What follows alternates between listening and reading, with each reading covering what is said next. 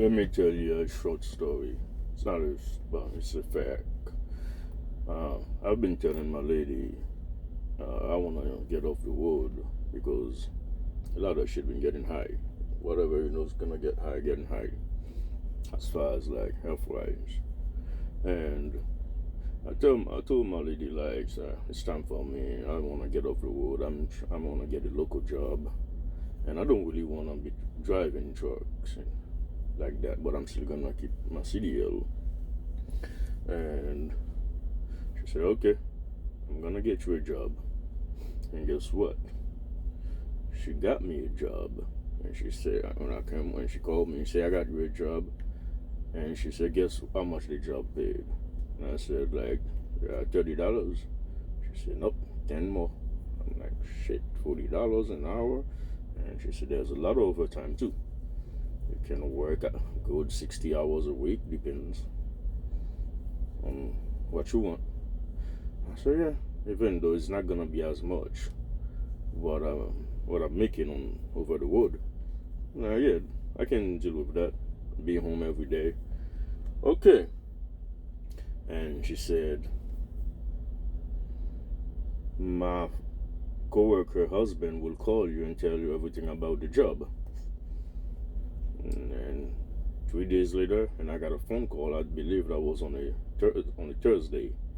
And the man called me, present himself, and such, and he know my name, blah, blah, blah. I'm like, okay. And he was telling me about the job. And he said, "How do you feel about working with women?" I'm like, "Yeah." Oh, let me tell you, she told me the job was like a security officer, like at the prison, at the jail, whichever. And the man told me, "How do you feel about working with women?" I'm like, "Okay, yeah, it's okay. I worked with women before, but that's nothing. So I'm always professional around everybody. I treat everybody the same respect." And when he said no, "I mean, like, because you're gonna be working at a women prison, the women jail." And when I said that, I'm like, "Say it again." And he said, "Yeah, she didn't tell you that." I said, "No, I know the job I was gonna be like a security officer. I thought I was gonna be working in the men jail. I were there work in the men jail." And he said, "No, we have only female. We are the women female. I mean, I do female jail. That's where we're gonna be working." And I said, "I'm sorry, man. I got to tell you, I cannot take that job. No, I don't want to work with women in prison because if I take that job, I swear to God, I will be in the men prison for like getting like 5, 10 women pregnant." And he said, like, "What? Why you say that?" And I said, "Man, that's my weakest everything in life, man. I ain't gonna do that. That's why I choose to drive truck. I'm in a truck by myself. I don't work with anybody. I don't have a boss with me.